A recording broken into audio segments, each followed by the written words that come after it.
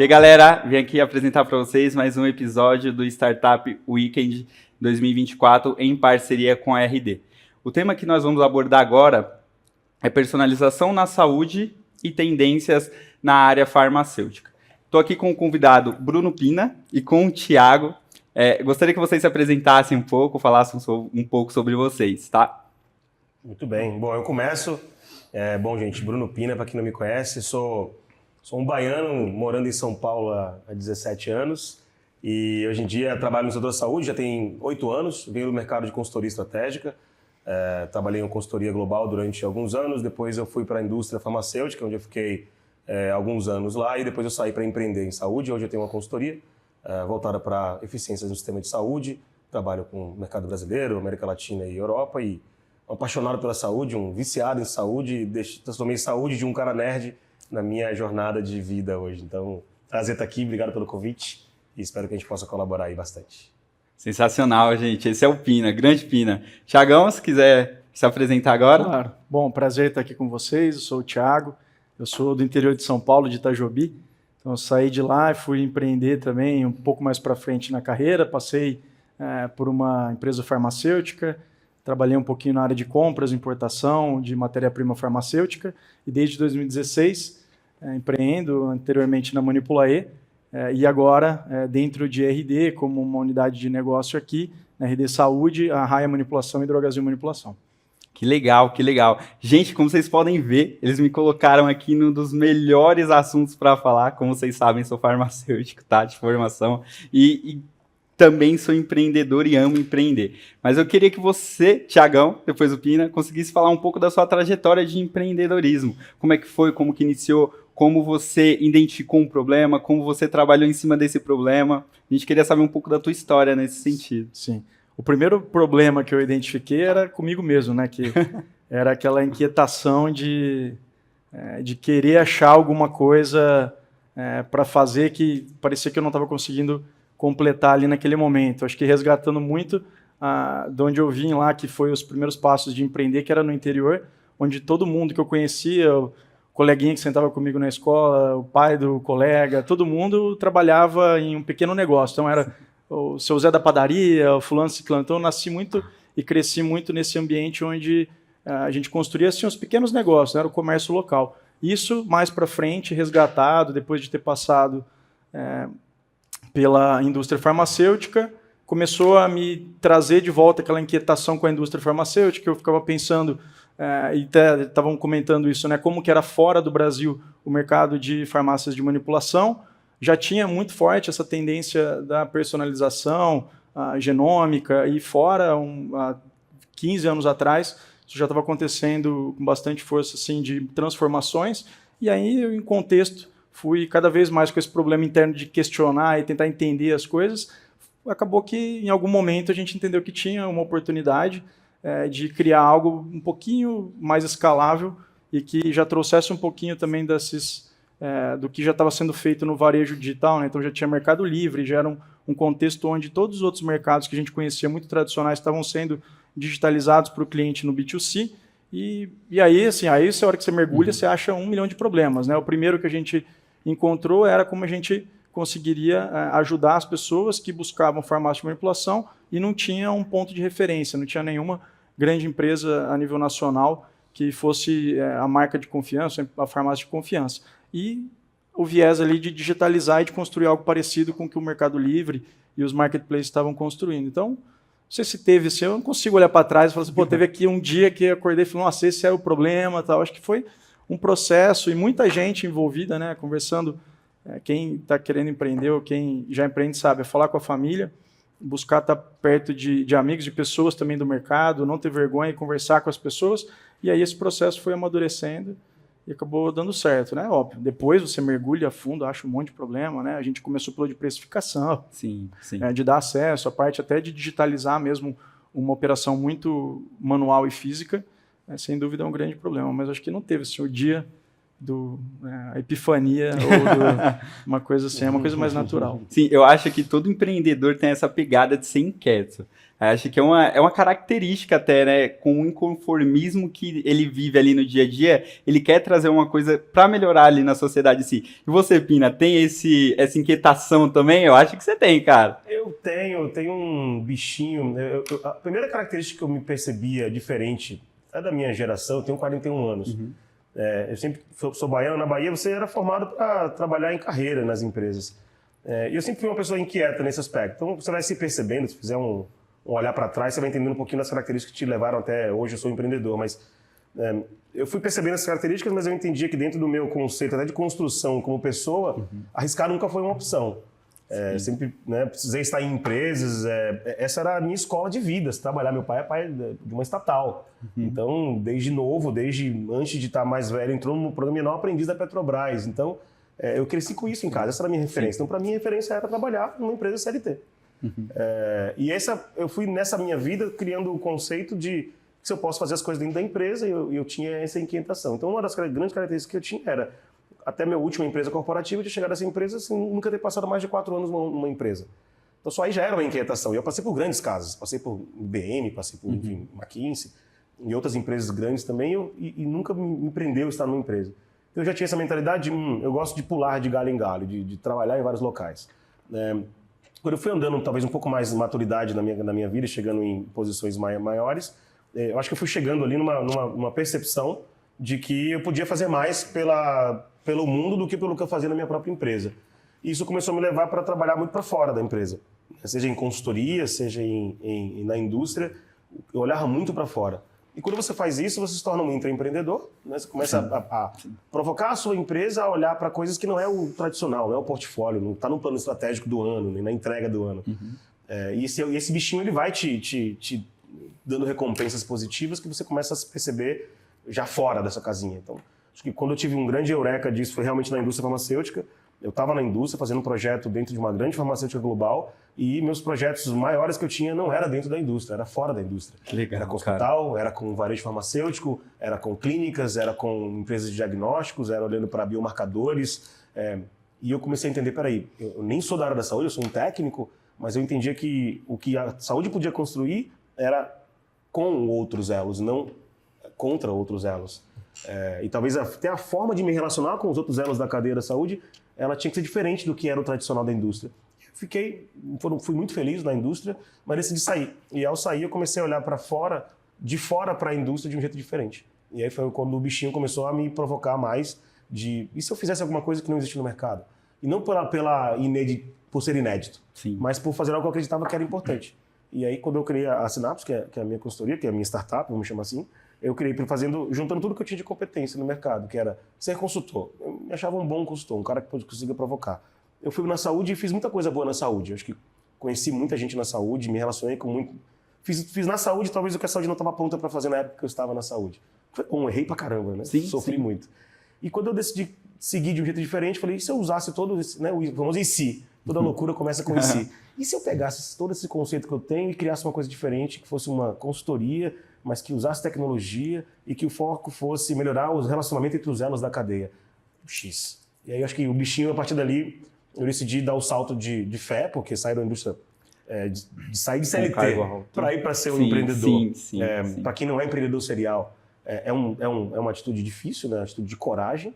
E eu decidi abraçar a coragem e viver muito mais da serendipidade da vida do que do controle que eu achava que tinha dela. E é isso, eu estou picado há muito tempo já, mas acho que hoje eu aceito ser um contaminado pelo bichinho. Cara, é legal você falando isso. É muito bom você falando isso, porque eu garanto que as pessoas que estão assistindo esse podcast vão se identificar com isso e vão se ver como você se vê hoje também. Eu queria entender também quais são os seus desafios nesse processo todo, porque a gente sabe que é um processo árduo, não é um processo fácil. E nessa transição que você teve, o que mais desafiou você? O que foi? Cara, isso foi complicado de passar, mas me trouxe um aprendizado muito legal na minha carreira. O primeiro de tudo é o conceito de segurança.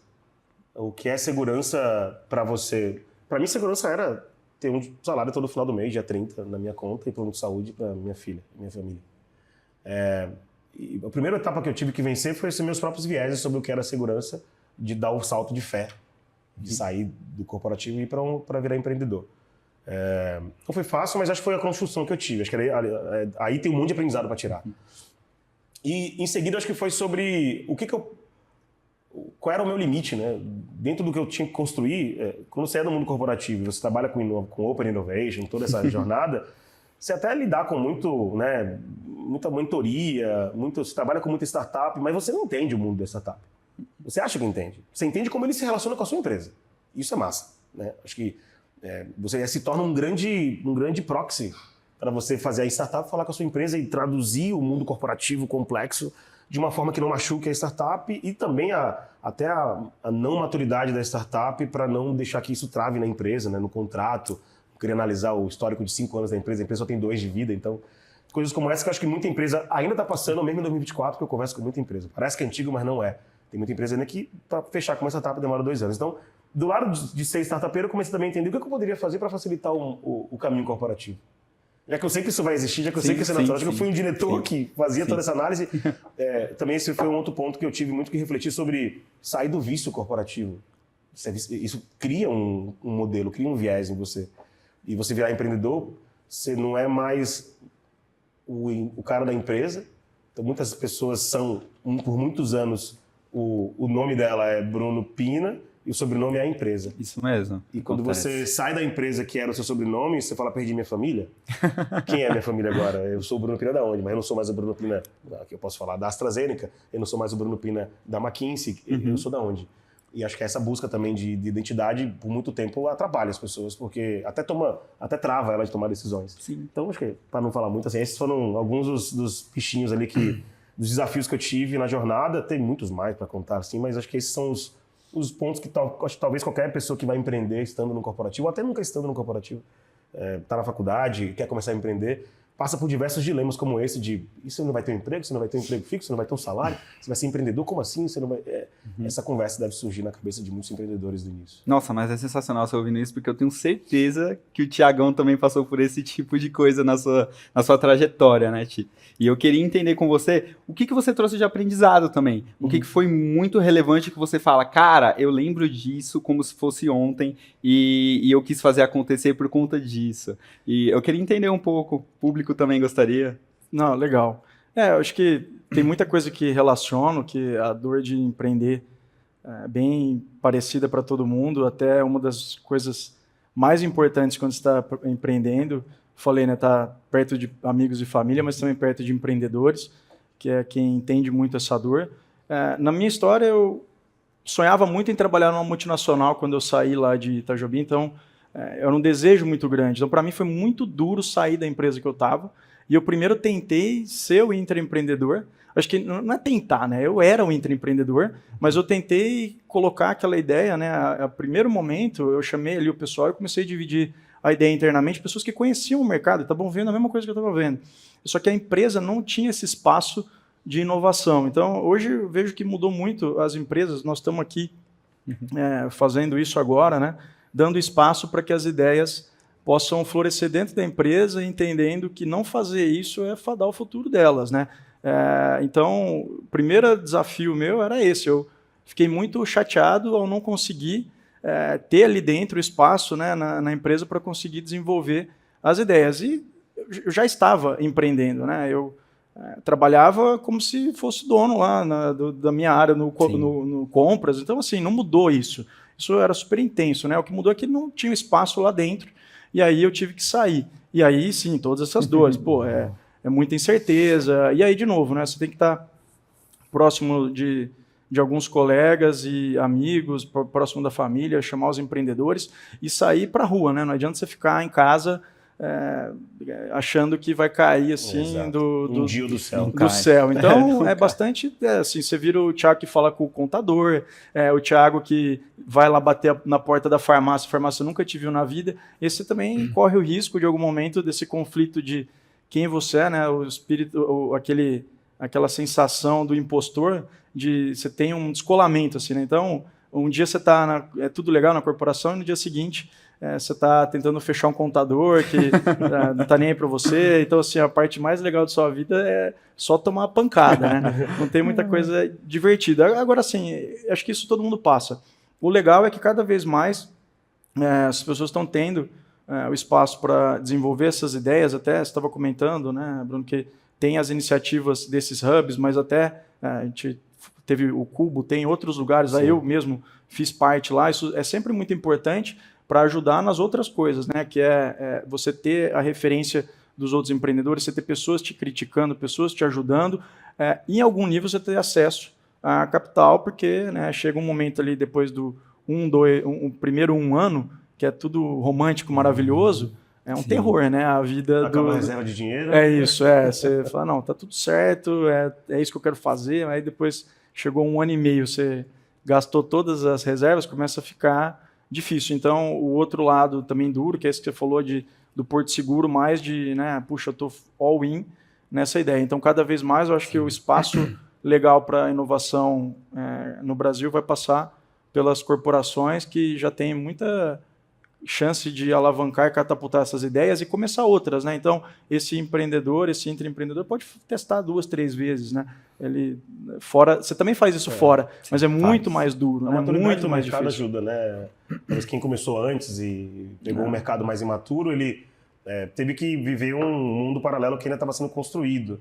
Pega 2024, ainda que tem muitos desafios para a saúde, a gente está falando de, se eu tentar colocar na linha do tempo, pelo menos aí 14 anos de saúde, inovação em saúde no Brasil, as primeiras startups, as que já foram adquiridas, as que surgiram ali no meio pré-pandemia. Então tem algumas fases da inovação em saúde, das startups especialmente, que eu peguei uma fase muito mais para frente, né? Acho que depois de ver muita coisa acontecer, já tem fundos de investimento especialistas em saúde hoje, tem muita coisa, acho que eu concordo, né? Vai pegar muito aprendizado quem entrar hoje em dia nesse setor. A lição, que só para não deixar de responder, agora eu percebi que eu não respondi. A lição assim, não tem muito lição. É essa aí, não tem segredo. A lição que cada um tem que construir meio que o seu caminho e aí se apoiar no caminho, na história dos outros, né? Acho que a grande lição é se apoiar, é ter fortaleza, as pessoas por perto, que vai ser super duro, mas é uma batalha de desenvolver o seu caminho. Ele não tem receita de bolo, né? Vai ser difícil. Cara, um dado muito interessante que você citou também, que o Brasil é muito novo, né, com inovação, startup, esse estilo de trabalhar. É um dado muito interessante que em 2017 a gente tinha 5.000 startups. E agora, em 2024, isso é um dado do começo de 2024, mas agora a gente está em 20.000. Já deve ter aumentado nesse período, só que, cara, você vê como é novo e quanto que ainda a gente tem para crescer. Agora tem muita aceleração, agora tem muita empresa, muita corporate, trazendo o Open Innovation para conseguir estimular também para fora e dar mais gás ali para aquelas startups que estão iniciando, porque pegar um projeto com uma empresa maior ajuda na experiência, ajuda no aprendizado, ajuda a conectar com outras empresas do mercado, e isso é sensacional. Eu queria que você falasse um pouco para a gente, Thiago, quando você conectou com a RD, quando a RD foi atrás de você e falou, cara, manipula aí, faz total sentido estar com o nosso grupo. Conta um pouco dessa experiência pra gente, como é que foi? Sim. Foi em 2019 e acho que casa muito com isso do tema nosso aí da saúde, que era um momento onde tinha muita coisa acontecendo com startups no mercado de saúde, né? A gente estava no momento pré-pandemia, ainda ninguém saberíamos alguns meses depois, né? Sim, mas sim. Foi em 2019 e estava muito no contexto do que a gente vive hoje, né? Que é as empresas buscando ampliar a sua entrega de serviços e empresas com grande base de cliente buscando complementar essa oferta, né? Então, acho que já tinha muito claro para a RD, hoje a RD Saúde, na época que o caminho era a saúde, e a Manipula-E como uma empresa que estava ali operando no mercado de farmácias de manipulação num modo não tão trivial. Então a gente não era uma farmácia lá, né, com todo o mérito e todas as fortalezas que as farmácias de manipulação têm, mas tem a dificuldade de se conectar, né? Então a gente já estava indo por uma veia um pouco mais digital, um pouco mais de conexão com qualquer outro player que viesse, a gente se conectar e conseguisse transbordar todo aquele conhecimento e aquele modelo para dentro de uma empresa, acabou casando de ser a RD. E a gente hoje olha para trás e vê que sim, foi incrível, né? Super acertado, acho, para a gente conectar aqui. Mas assim, também acho que né? Foi um processo. Eu estava procurando, estava vendo e casou. Para nós, o importante foi estar posicionado bem. A gente estava num desses hubs, né? Um principal hub aí de empreendedorismo e inovação, e a gente foi visto lá. Aí depois acabou dando certo daí para frente. Então, é muito importante também que o ecossistema, esses hubs e o espaço ali de conectar os empreendedores, né, se desenvolvam, porque realmente isso dá visibilidade para as startups, né? E aí sim as corporações encontrar, pensar ali o que funciona. Você comentou bem que às vezes não é tão rápido, né? É normal, mas acho que cada vez está mais evoluído, mais rápido. Então, quanto mais a gente tem esses ecossistemas, mais chances de acontecer o que aconteceu com a gente, que fomos pinçados ali. Que legal. E aí viemos trabalhando essa integração depois de lá para cá, né? Que legal. Cara, eu sou muito suspeito para falar de farmácia de manipulação, porque eu sou farmacêutico. Todos os meus nutracêuticos eu que monto a formulação. Porque... Eu vou procurar lá se você está comprando com Eita, meu Deus. Eita, meu Deus. Calma que eu não tenho cadastro na Manipulê. Tô brincando, já comprei, é muito bom, cara. Mas é de verdade, essa parte de farmácia de manipulação e ainda a gente indo um pouco mais para a parte de individualidade do paciente e personalização, cara, eu adoro e eu sou muito suspeito que eu sou farmacêutico e faço isso mesmo. E eu queria... A gente já entrando um pouco mais nesse assunto, o que você vê de personalização, de tendência de personalização no futuro da indústria farmacêutica e na parte de manipulação onde você atua mais hoje? Sim. O que você vê de benefício para o paciente? Sim. A gente começou lá atrás falando que os benefícios estavam muito voltados à associação medicamentosa, né? Então, um paciente que tomava 2, 3 remédios podia ter tudo em uma cápsula, até a questão de pessoa que tem algum tipo de alergia, alguma restrição, conseguir fazer o que na indústria pode ter algum traço lá, a gente isolar e fazer só o ativo numa cápsula vegetal, por caso veganos. Então a gente tinha muito um conceito, quando a gente olhava ali para a parte de sólidos, que cápsulas, achei que estava mais voltado a ser mais pureza, né? Mais puro, mais isolado, talvez uma concentração, uma dosagem diferente. Antigamente, a gente talvez lembre, né, na família, o pessoal falando dos cosméticos também, que foi teve um momento muito forte de personalização cosmética, né, que depois hoje virou já os tratamentos hormonais.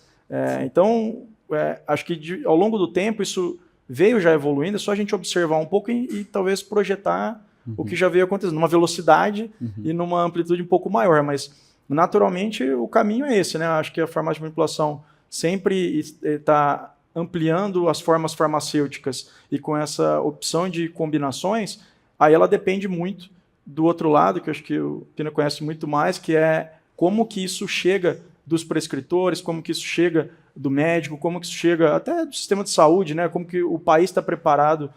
Tem uma questão regulatória de o que pode e não pode, né? De como que as coisas chegam, mas acho que o papel da farmácia de manipulação é de dar esse acesso às pessoas do medicamento personalizado. Isso vem evoluindo conforme o mercado de saúde evolui.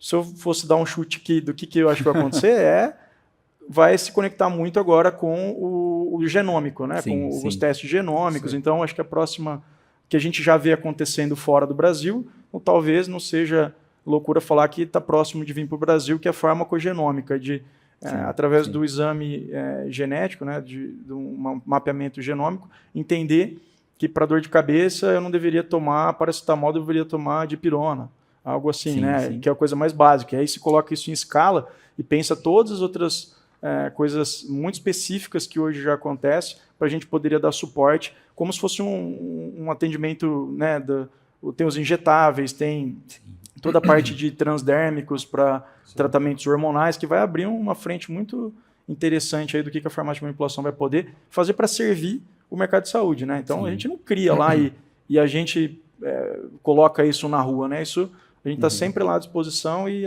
trabalhando para a chegada dessas tecnologias e do desenvolvimento dos profissionais de saúde no Brasil, né? É muito interessante você falar isso da parte de personalização do medicamento, porque a gente pode começar a pensar na saúde de uma forma mais diferente, né? Para a gente ter uma longevidade maior do paciente, e aí o Pina é um especialista para falar dessa parte, cara.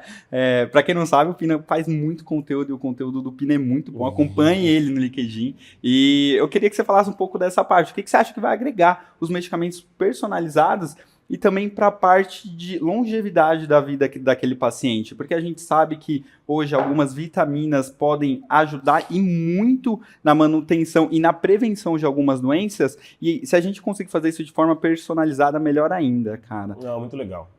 Esse é um ponto, e contribuindo e até complementando, né, o tema da manipulação, que eu acho que quando a gente vai para tendências, a gente fala assim, o que eu acho que pode, e já está acontecendo, porque a gente já vê isso em estudos, já vê isso em outros países, até para não sair da manipulação um pouquinho ainda, assim, eu ainda acho que igual home care, né, a tendência do home care é falar sobre hospitalização em casa, né, de o seu lar vai ser seu point of care, um lugar onde você vai se cuidar mais do que dentro das clínicas, isso já é uma tendência global de alguns bilhões de dólares. A gente vai para a linha que manipulação, se você estender o escopo da manipulação, ela vai estender a um ponto que ela vai tocar na busca de identificação genética para a construção de medicamentos baseado em comportamento genético da pessoa. Tem toda uma questão regulatória, esse é um ponto importante, né? Quando a gente vai para a indústria farmacêutica, a indústria de produção, a pesquisa e desenvolvimento, né? A gente está falando de medicamentos de patente, está discutindo ali sobre, muitas vezes, o encontro de novos biomarcadores no corpo, seja biomarcador de doença ou biomarcador de longevidade, né? Já existe biomarcadores de longevidade, hoje sendo estudado por Harvard, por Stanford, vários outros centros.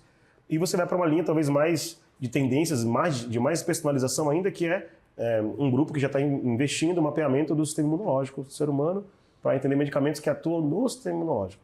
Para que, entendendo como o sistema imunológico funciona, ele vai modular o quanto tipo de doença você pode desenvolver.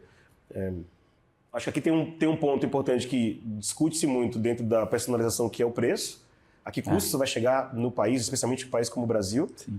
Quanto custa fazer hoje um teste genético? Já temos no Brasil, né, vários exemplos, temos Genera, temos outros testes aí que o objetivo sempre foi fazer mapeamento genético para até a parte farmacogenômica, entender quais são o seu tipo de... o quanto o seu corpo tem mais aderência ou menos aderência a um tipo de medicamento a um outro, ou uma alimentação a outra. Acho que essa é uma linha, ainda não está barateada ao nível de a gente conseguir levar isso para a população em massa, mas existem talvez vertentes da medicina de personalização que é muito cara, que pode chegar dentro de uma área de manipulação que pode facilitar a compra. Exemplos de que está acontecendo no mercado, a gente tem hoje fora do Brasil, infelizmente no Brasil são poucos, ainda em pesquisa, mas você tem vários exemplos de edição genética que está editando DNA para evitar doenças. Então, a gente está falando de literalmente sair da sick care para health care de verdade. Sim. Né? Você não ir para o hospital porque você não quer ficar doente, é você ir porque você quer ficar saudável. Essa é uma mudança de paradigma muito grande que ainda a gente ainda não está pronto para ver, porque ainda estamos tratando doença e isso não é um problema, é só um fato. Mas a gente vai para uma linha também de personalização, onde a gente começa a ver os dispositivos vestíveis, os biomarcadores digitais. Então você começa a perceber outros tipos de biomarcadores no corpo da gente que não é só sangue. É biomarcador de comportamento, biomarcador de vários pontos que alguns neurocientistas já estão olhando para isso como uma forma também de detecção de doenças ou até de prevenção de doenças. Então assim, história longa, curta, na longevidade você pega a saúde e engloba dentro de um conceito onde você vive mais e melhor, né? Acho que a indústria até hoje trabalhou muito para você viver mais. Que poxa, você está com um câncer e ele está em fase 3, você conseguiu tratar com uma cirurgia, com uma remoção de um órgão, você vive mais. Aqui, com qual saúde você vive mais? Então você tem um lifespan muito maior, você está vivendo com mais, cada vez mais, em vez de morrer com 70 anos de idade, você está morrendo com 100, 120. Mas com que saúde você está chegando a essa idade? Então a longevidade ela vai tratar muito esse balanço entre viver mais e viver mais com mais saúde. E aí talvez aí venham as novas evoluções de medicamentos e de biomarcadores, para que você tenha uma vida melhor ao mesmo tempo que você vive mais. Não adianta só viver mais e não ter uma vida de qualidade. Não saber aproveitar isso. Né? Sim. Então acho que para mim essa é a tendência do mercado, olhar para esse aspecto de lifespan, healthspan, né? Saúde, viver mais e viver melhor.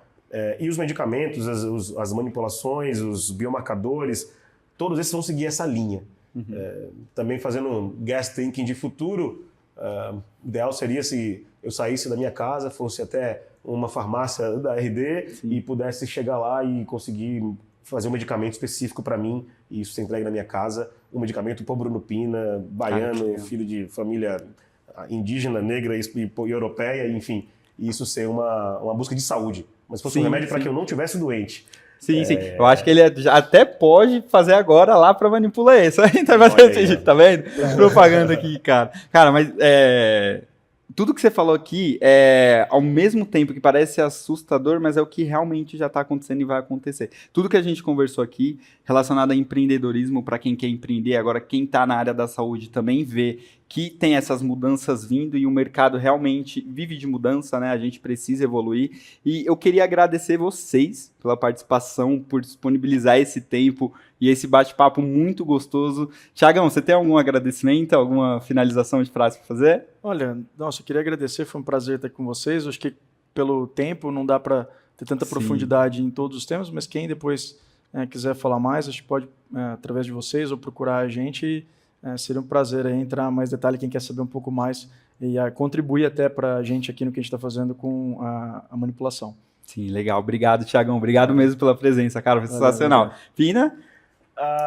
Acho que a gente está fazendo aqui um papo, né, também para inspirar aí um warm-up para o Startup Weekend, né? Isso. Então, deixar aí também um pouco de... Esse é um tema interessantíssimo para ser abordado por empreendedores, por revoltados, por mentes inquietas que querem olhar para isso. Então, olhar para a personalização, olhar para a expansão do que é uma manipulação, do que é e pensar em, acho que a saúde está preparada. O mercado, acho que a mensagem é essa, o mercado 2024 está preparado com muitas empresas do setor da saúde que, ainda que não tenham a melhor estratégia ainda desenhada, mas querem estar próximo de startups, empreendedores, querem estar perto de empresas. Então, vamos ter muita gente aí para poder acompanhar esses empreendedores. Minha dica é essa, não deixem que a complexidade do setor afastem vocês de querer resolver. É complexo, vai demorar, mas acho que tem propósito. A saúde tem uma coisa que nenhum outro mercado tem, que é você fazer as coisas com propósito. Sim. Cara, Pina, muito obrigado pelo papo, muito bom mesmo. Tenho certeza que o pessoal aí de casa adorou esse papo. E se vocês querem acompanhar os outros podcasts, a gente vai soltar na sequência.